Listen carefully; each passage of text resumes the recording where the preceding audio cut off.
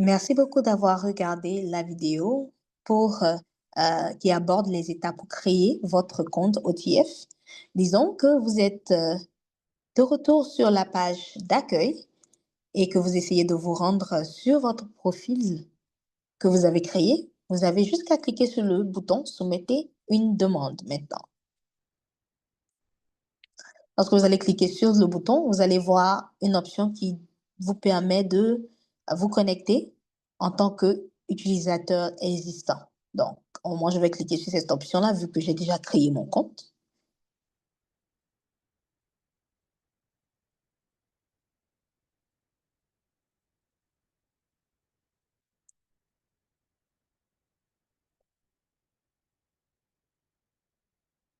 Il va falloir que je ferme la session précédente. Je vais me connecter.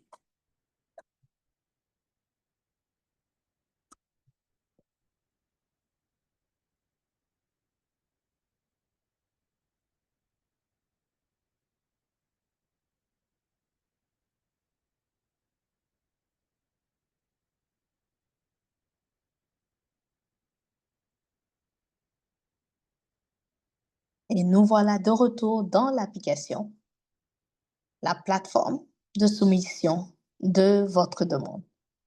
Nous allons descendre vers le bas parce que bien évidemment, on a déjà commencé à faire une demande pour la source d'innovation pour les jeunes et je vous ai montré aussi les questions qui sont carrément pareilles en ce qui concerne la deuxième subvention pour les familles. Donc, on va descendre un peu vers le bas et on va regarder au statut, à la section statut de la demande pour voir les demandes que nous avons déjà commencé à remplir pour les jeunes ou pour les familles. Donc, je vais cliquer sur celle qui fait référence aux jeunes. Je vais vous montrer les onglets qui sont à votre disposition. Donc, en ce qui concerne le type de projet, comme je vous ai montré dernièrement, c'est à vous de choisir le type de projet que vous voulez effectuer. Pour cette demande-là, nous avons choisi tester une nouvelle idée. Et dans l'onglet qui suit, le système va vous demander de rentrer les coordonnées des personnes contacts de votre compagnie ou de votre groupe. Donc, vous avez le nom du groupe qui doivent être donnés, c'est le nom de votre compagnie.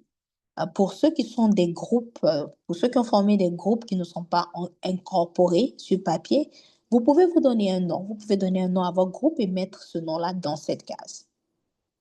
Ensuite, concernant l'adresse, parce que nous avons soumis notre requête, nous n'avons pas d'adresse, nous avons dû utiliser l'adresse d'un des membres principaux de notre groupe. Donc, rentrez l'adresse d'un des membres contacts de votre groupe ici, ainsi que leur téléphone et courriel. En ce qui concerne le courriel, moi, je vous recommande de rentrer un courriel un peu plus professionnel. Créez-en un si vous souhaitez, un qui est un peu attrait au nom de votre groupe. Ça peut être, je ne sais pas si votre groupe s'appelle Test Eunice, vous pouvez créer un courriel qui s'appelle testeunice@gmail.com par exemple. Maintenant, on rentre les coordonnées des contacts principaux. Vous avez une première personne que vous allez rentrer comme contact principal. Généralement, c'est la personne qui conduit vraiment le groupe et qui est généralement euh, très rapide à voir les mises à jour. Par exemple, si OTF a besoin de plus d'informations, ils vont sûrement vous contacter par téléphone ou vous envoyer un courriel. Donc, rentrez les détails de vos contacts principaux et secondaires dans les portions que vous voyez. Maintenant, il est important de mentionner qu'en tant que contact principal, si vous avez plus de 29 ans, vous pouvez, si vous avez moins de 29 ans, vous allez choisir oui à la question le contact principal du groupe et rédacteur de cette déclaration d'intérêt. A-t-il entre 12 ans et 29 ans? Vous allez choisir oui si vous avez moins de 29 ans. Mais si vous n'avez pas moins de 29 ans en tant que contact principal, donc vous voyez vraiment qui est le contact principal ici. Donc si le contact principal a plus de 29 ans, dans ce cas-là, il va falloir que vous choisissiez non. et que vous dites le rôle que vous allez jouer dans la compagnie, ainsi que le rôle que les jeunes vont jouer dans votre compagnie. La raison pour laquelle cette question-là existe, c'est tout simplement parce que ce projet de OTF, c'est une opportunité de créer un instinct de leadership dans les mentalités des jeunes. Et donc, comme je vous le disais tout au départ, l'un des prérequis de OTF, c'est vraiment de se rassurer que plus de 50% du groupe a moins de 29 ans. Donc, si en tant que contact principal, vous avez plus de 29 ans, dans ce cas-là, il va falloir juste mentionner le rôle que les autres jeunes du bureau exécutif vont effectuer. Cela permettra au bailleur de fonds de prendre une décision adéquate sur votre demande. Maintenant, passons à la présence en ligne. C'est ici que vous allez mettre vos réseaux sociaux. Si vous avez un site web, vous allez le mettre. Si vous n'en avez pas, soyez vraiment véridique. Moi, je vous conseille de leur dire clairement que votre groupe est nouveau et que pour l'instant, vous n'avez pas de page. Vous pouvez écrire ça dans cette portion-là et vraiment, soyez transparent à ce niveau-là. En ce qui concerne la structure du groupe, ici, vous allez déterminer le type de groupe que vous êtes. Généralement, pour les groupes qui sont constitués de juste individus passionnés qui veulent exécuter un projet et qui ne sont pas enregistrés, l'option à choisir, c'est groupe communautaire n'étant pas enregistré en tant qu'organisme de bienfaisance. Souvent, comme je vous l'ai dit au départ, il y a des organismes qui sont enregistrés, mais qui n'ont pas encore eu des revenus de plus de 20 000 dollars. Donc, dans ce cas-ci, vous pouvez choisir organisme constitué en société en tant qu'organisme sans but lucratif. Ça, c'est vraiment si vous êtes enregistré avec le gouvernement. Dans notre cas, nous ne sommes pas une Première Nation. Nous étions vraiment des jeunes qui se sont mis ensemble et qui voulaient faire un projet pour aider leurs compères. Donc, l'option 1, c'est vraiment la nôtre. Ils vont vous demander dans quelle année le groupe s'est formé. Soyez transparent et vraiment mettez l'année à laquelle le groupe s'est formé. Même si c'est l'année 2026, c'est pas grave. Mettez l'année 2026. Et dans la partie expérience du groupe, vous allez dire comment et pourquoi votre groupe a été formé et quels sont vos liens avec la communauté. Donc, c'est vraiment ici que je pense que vous allez devoir utiliser votre storytelling pour vous vendre. Vous allez devoir dire à l'organisation, au département Ontario Trillium, la raison pour laquelle votre groupe sera en mesure d'exécuter le projet avec brio.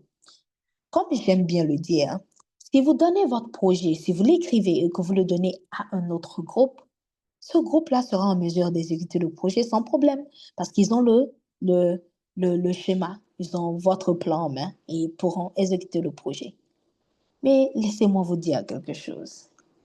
Une chose que personne ne pourra répliquer, c'est votre influence, votre personnalité et votre histoire.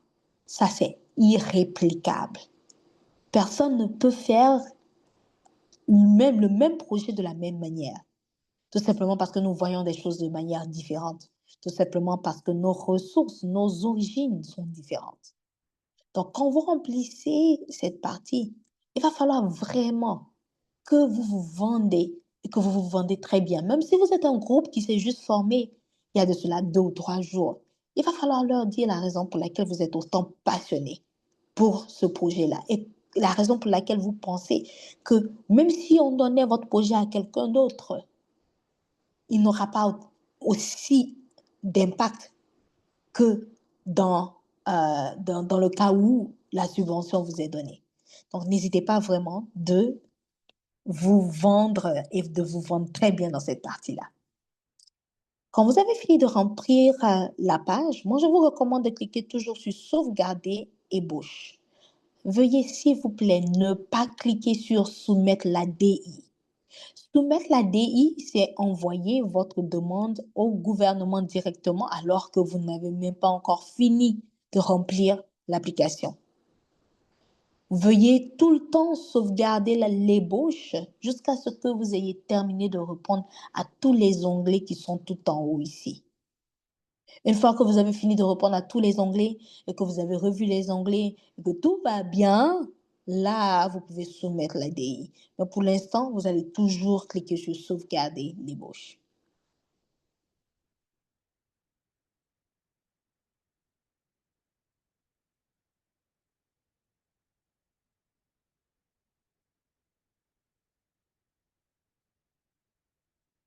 Parfait. Maintenant, passons au leader du projet. Dans cette partie, vous allez dire le type d'expérience que vous avez vécu. Si vous êtes et quand on parle d'expérience, on parle plutôt des membres principaux. Et quand on parle de membres principaux, on parle des membres de votre bureau exécutif.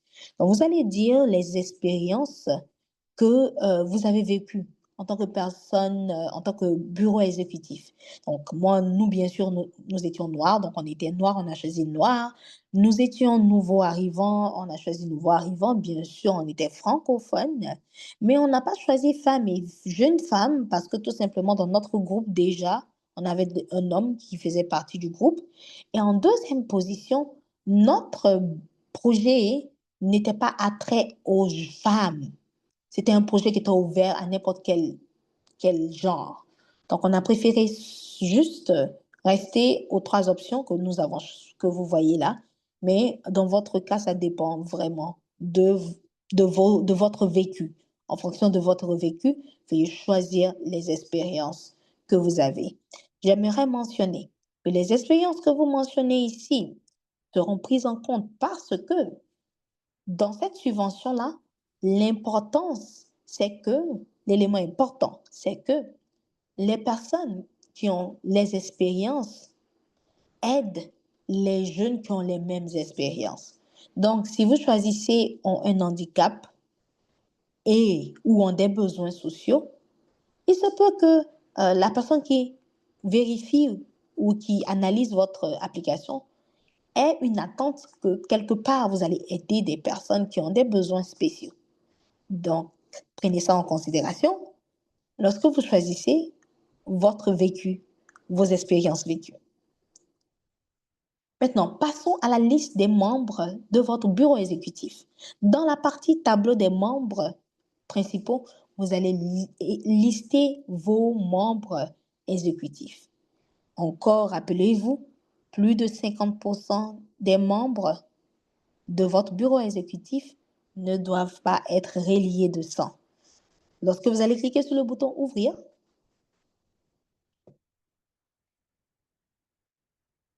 vous allez voir un tableau qui va vous permettre de rentrer les détails de vos membres du bureau exécutif. Un tableau très, très clair, vraiment pas d'ambiguïté. Répondez simplement aux questions par colonne pour chacun de vos membres de votre organisation. Donc, bien sûr, comme vous le voyez, ça c'est l'exemple en gris. L'exemple vous met les mêmes questions ici, vous avez les mêmes questions ici, et il vous donne un exemple de comment remplir la colonne en question. Donc, pour la partie membre principal du groupe, vous pouvez cliquer sur plus et vous allez voir les cases pour remplir l'information. Bien sûr, dans la partie membre principal, vous allez rentrer le nom et le prénom. Dans la partie courriel, comme ici vous avez l'instruction, vous allez rentrer le courriel de l'individu, la catégorie d'âge, vous allez choisir l'âge et une partie très importante, depuis combien de temps cette personne fait partie du groupe communautaire et quel est son rôle. Donc, vous allez dire depuis combien de temps cette personne fait partie de votre groupe et vous allez dire ce que la personne fera dans votre compagnie pour les nouveaux groupes. Comme vous le voyez ici, si votre groupe est nouveau et que la personne n'a jamais fonctionné dans une position distincte, vous pouvez juste mentionner ce que cette personne-là fera dans votre groupe. Disons, si la personne en charge des finances, vous allez mettre responsable des finances, par exemple. Et vous allez dire exactement à quelle année, dans quelle année cette personne-là a rejoint votre groupe. Donc, comme vous le voyez dans la partie euh, de, de, de l'exemple, je vais vous en donner un peu comme un exemple de comment remplir cette portion-là. Donc, lisez l'exemple et puis essayez de formuler votre euh, propre réponse pour le membre de votre bureau exécutif que vous essayez d'inscrire.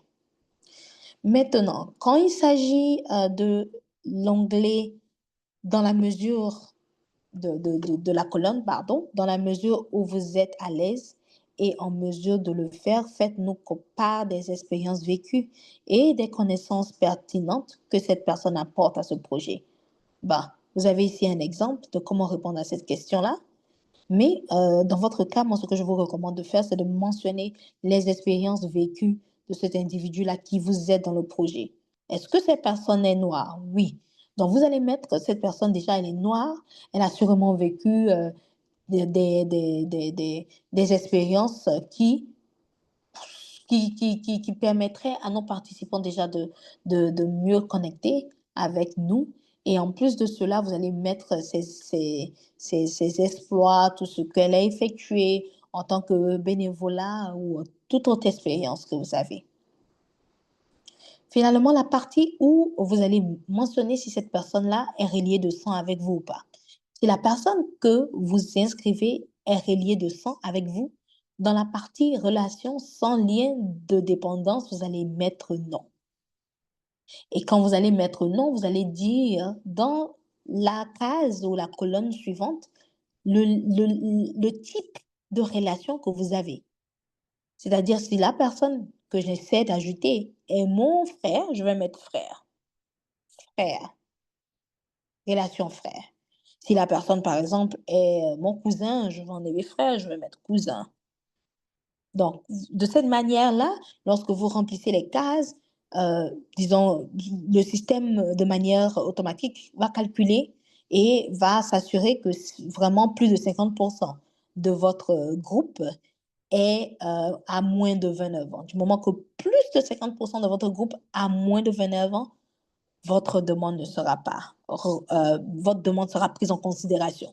Euh, quand je dis prise en considération, ça veut vraiment dire qu'ils vont être contents pour cette partie-là, mais ils vont continuer à lire votre application et se rendre compte si ils doivent vous donner la subvention ou pas. Maintenant, dans la dernière colonne, on dit faites-nous part des expériences professionnelles et de bénévolat, ainsi que des compétences qui sont pertinentes à ce projet.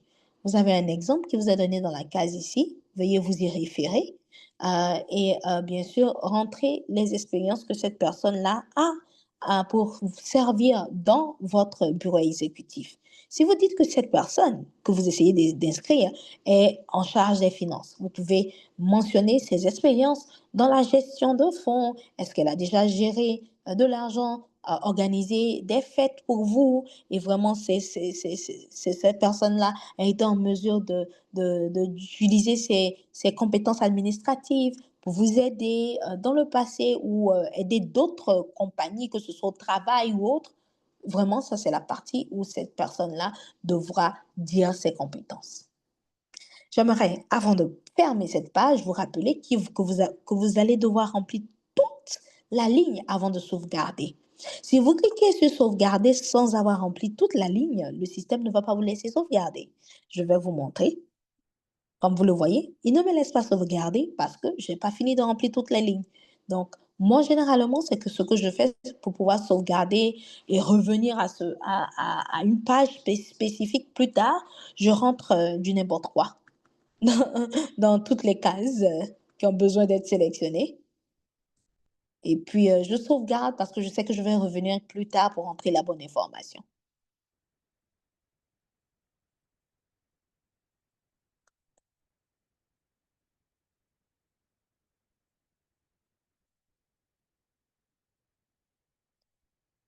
Super. Donc là, nous avons sauvegardé la page.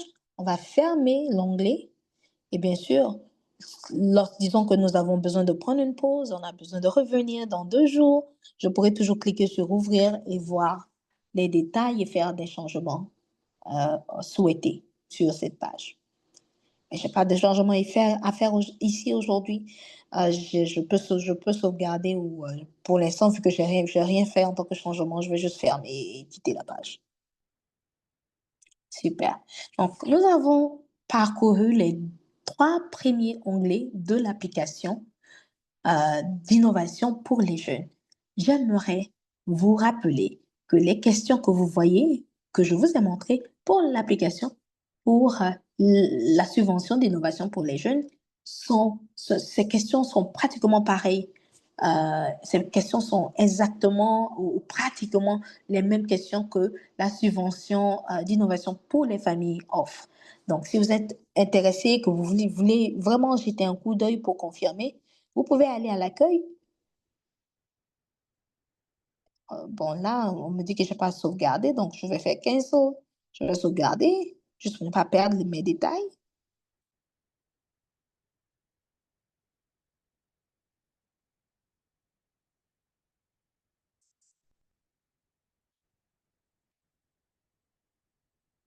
Voilà, et je vais cliquer sur accueil pour vous montrer que effectivement, lorsqu'il s'agit de la deuxième subvention, celle qui s'applique aux familles, les questions sont pratiquement pareilles.